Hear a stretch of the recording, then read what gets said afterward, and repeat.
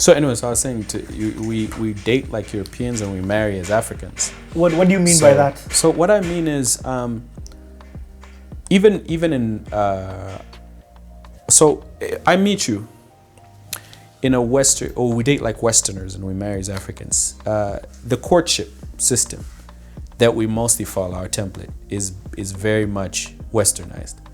Take you for dinner, I meet you, we chat, we talk. Yeah, it's true. It's just me and you. The moment I decide I'm going to marry you, my uncle is coming to your house. All of a sudden, we're Africans. The first moment I see you with your family, you're on the floor kneeling, and you're being asked, this is our tradition, which one wants to marry? Who is it? Yes, that's the one. The next thing, we have these kitchen parties where the guy shows up with roses, she's kneeling on the floor. This is something she's never done. You know what I'm saying? So you're being told this is what marriage will look like. She'll be respectful, she'll be what? You are the head, you're the what?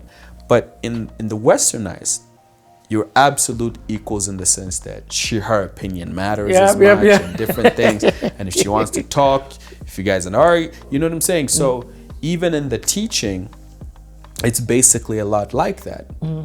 So you're trying to teach Africans a Westernized way of marriage. And you're saying it's gonna work. And so oftentimes I've found even some churches will say, don't go and listen to your uncles and aunties. But as I've grown, I've come to realize that there's a lot of truth in what the aunties and uncles and the Africans are saying. Sometimes if somebody's telling you something, say, show me your template. How has it worked for you? And then you weigh and you say, well, you guys have a 60% divorce rate. Well, this won't work. And so there's a lot of things we're discovering as Africans in ourselves, in the sense that what should we do? What should we not do? And the worst part is we don't know too much history of ourselves sometimes, that we just kind of discard and take everything as old. No, everything is just, I'm not going to do what my mom did. She was a slave. And then years later, you're there sitting alone and thinking, oh my gosh, what my mom is. Well, she was, she wasn't being weak. Then you realize you're having to make sacrifices for your kids. You know what I'm saying? You're understanding why your dad was an introvert. Because maybe that man was stressed out, but he was just like, you know what? I'm a smile and wave. Smile and wave. You know what I'm saying? That's funny. But my biggest problem is our biggest problem is that maybe much of our history has been erased.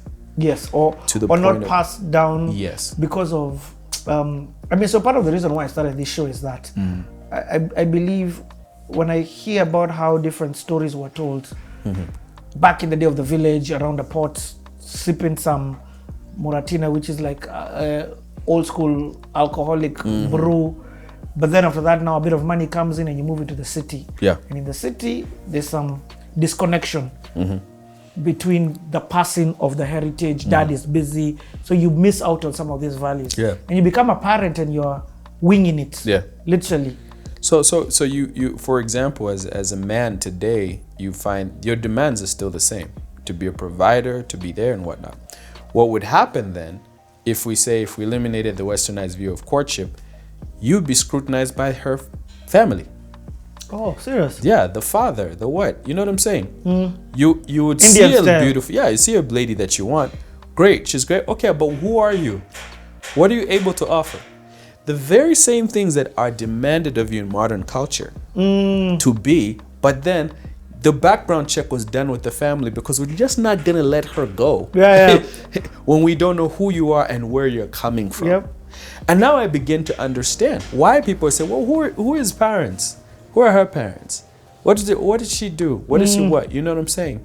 Because at the end of the day, some of those things are very important. What was their upbringing? What do they believe in? Who do they believe, And but when we're meeting each other one-on-one, we're basically we can tell the other person whatever you want. You know what I'm saying? We can make people believe whoever we are. But which is why the sense of responsibility, sometimes when it gets to that level of you've done the westernized courtship, and then you decide you want to get married, you already want this person. So some of the things, even when they're telling you and saying, we don't think this person is right for you, you're just like, but it's too late. They've already got your heart. You know what I'm saying? People are like, but you know, this guy doesn't have a good work ethic. No, but I love him. And then I've seen it later on come and be like, I should have listened. And you've got kids down the line and things are broken and whatnot. And then you say, I wish I had listened to God, or I wish I had listened in that situation, or taken more caution. And so that's what I really honestly believe in when I think of that context. So it would be nice to see more elders. It would be nice to see, and that was what I was saying was missing mostly in my life, was a sense of, I want to see that, missing that aspect of my life, of my father. I get it. Not being there. I mean, mom, amazing person. She's held us down, you know what I'm saying, in prayer, and grace and wisdom. She's a very amazing person. So going forward, we went ahead and we're almost done with the album. Then in 2011, so because my contract was 2 years with my church, so I was serving as a youth pastor. My wife at the time, she was working for a different company, and then she was in court with that company because she had sued them for them not honoring their agreement. So she was not working, and I was. So it was a very stressful environment. Now, one of the things I'll honestly tell you, I have not maybe now more than ever, I'm not an administrative type of ministry person. I'm more creative. Like I want to be creative. I want to be on the streets.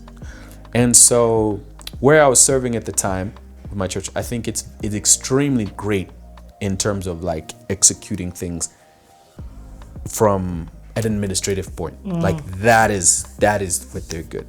So we would constantly have I think also a lot was happening at the same time. So we would constantly have these, I wouldn't say clashes, but not being able to meet the goals that they desired at the time. So, and also going at the same time where my wife and I were not financially more in a strenuous situation. So when it came to a time of contract renewal, the church opted that they were not going to renew my contract. Okay. So it was abrupt, because it happened I think it happened on a Thursday, and then I had youth on Saturday. And I had to come and announce that to the youth on Saturday. Ooh. So Thursday I'm told, Friday I'm clearing my office, Saturday I'm at youth, and I'm like, you're not even saying, hey guys, this is my last month. This is like, hey guys, this is my last day. So I had no job at this point. No job. And they offered me, they said, okay, we understand. We have to make this decision.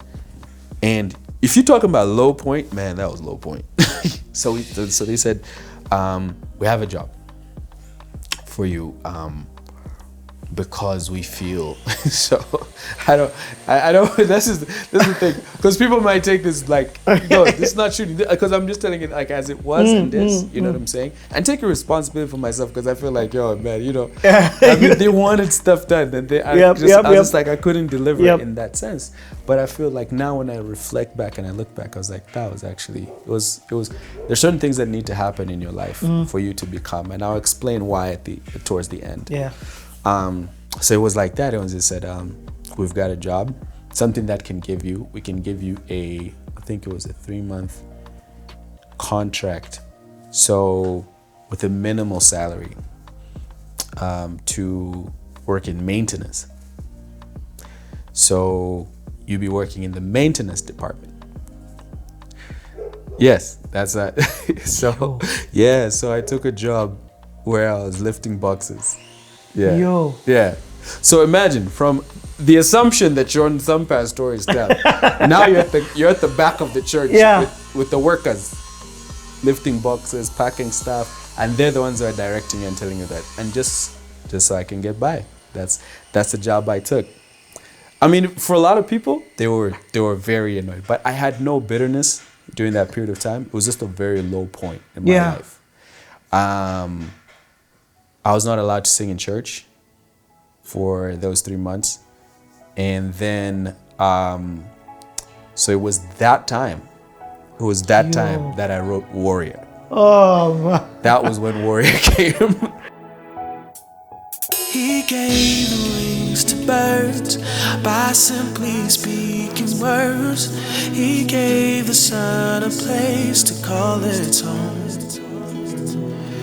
He sits upon the throne. He makes servants as his sons. He calls the hearts of those he loves his home. My God is a warrior. My God is a warrior. My God is a warrior. My God is a warrior. He calls the sun to stand and Jericho to fall. His word alone will stand when all is gone. His blood has opened doors that enemies had closed. He took the keys of death to be his own. My God is a warrior. My God is a warrior.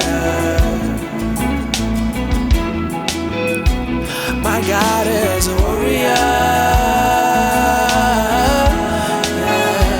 My God is a warrior.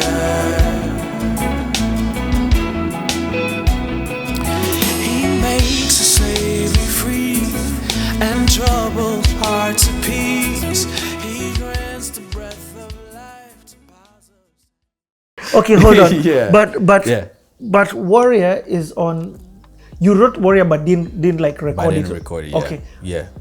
Dude, you've written all your songs like in even before releasing anything. Yeah, yeah. So even like this new album, some of the songs could have been in the previous album. I get it. I feel like certain things you're not yet ready. Like even now, like I feel like I'm gonna go back and redo a lot of the old songs. Yeah. Because I feel like we've now got the equipment and the technology to make the sound the way I really wanted them to sound. Because sometimes I cringe when I hear old music. I'm like, you know, so like we can do better. Yeah. So. My God is a warrior. Yeah. You writing that? Yeah, that's when I wrote Warrior. And I remember after 3 months, I wasn't allowed to sing in church. Then I sang. Oh my gosh. Why weren't you allowed to sing? I mean, I don't know. Like they just felt like it wasn't. They felt like the process was going to be more of a building. Okay. You know, build character. But I don't know. What made you stay? What made you say? What made you? Is it that you needed the money that you decided that let me just stay? I mean, of course, my wife wasn't working. That's one of the reasons. Okay. It was like, okay, what do I do next? And this is all I know. Because you have to understand, when you go and study in Bible college, you go through that, and then you come back, and then you're just like, you're told this is gonna be your life, ministry, and it's gonna be with this church. And at no point did God tell me leave. Mm-hmm. Okay. No point. I didn't hear God say time to go. I didn't. Okay. And so even the job that I took next was suggested by the church. It says, okay, there's Evangelical Fellowship of Zambia is got some position. Would you like to take it? I said, yeah, sure. So I took a job as monitoring elections. So it was an election year. Yep. So that's what gave me also a firsthand look at politics and things, campaigning, So we were doing training for election monitors. And so I was serving under a man called Pukuta Mwanza. He's passed away now. And so that was the first job. That was now the new job. Yes. And that was during that period of time. Okay. Is when I realized, yep, I think I'm ready to try music full time.